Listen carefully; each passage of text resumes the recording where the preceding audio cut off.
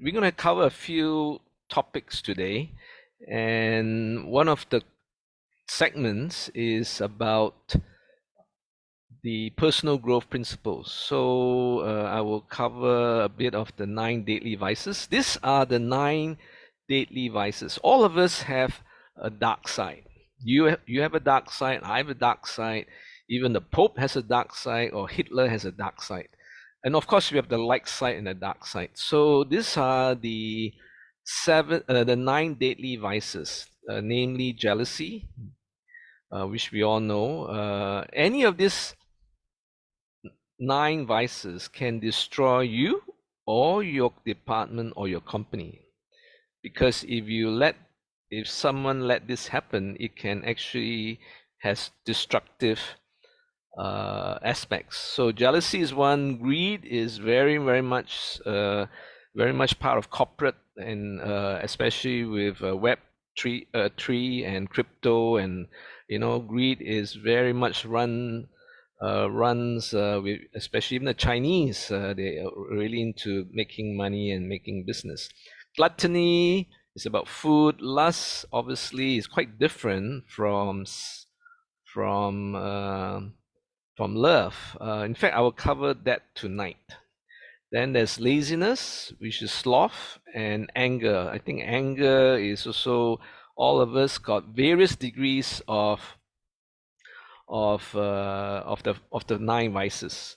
So whether it's arrogance, addiction is so very big. Addiction is, in fact, nowadays with Gen Z, is addiction to the internet, and addiction to your phone, addiction to checking your email, checking your WhatsApp messages.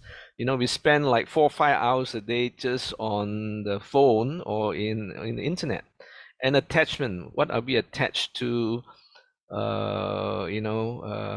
Which is a negative form of love. So let me talk about lust.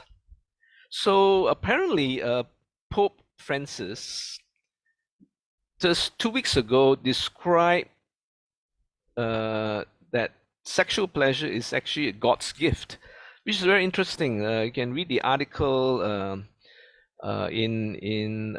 which is posted in our organization website. It's called www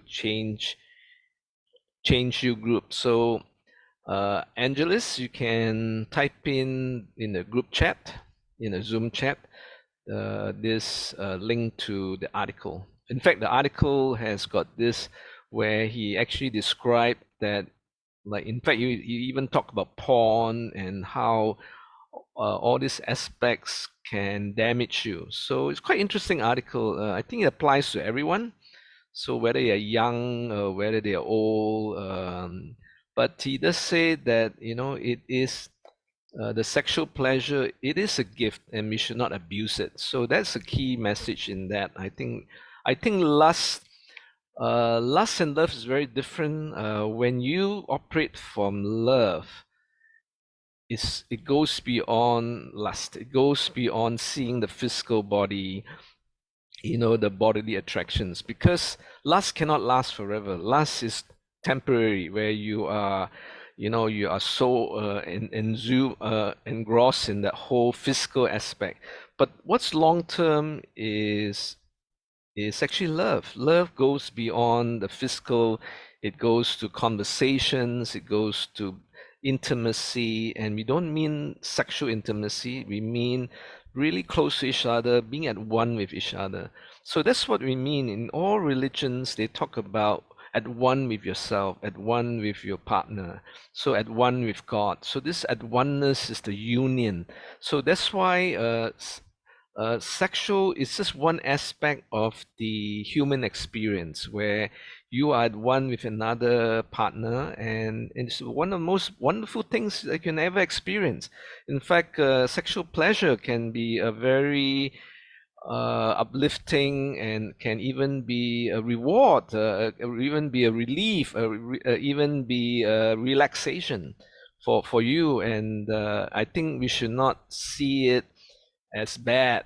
This is like money. Money is not good or bad. Is your intention with money or your intention with sex. So you have evil intention with sex, obviously then become evil. So it's all about intentions, and it's all about what you do with that, and it's all about consent and all that. So I think this is a very important aspect, and I think Pope Francis mentioned about, is the you know, we should have consent, and men, especially in the audience, should be aware about having consent from the other female partner.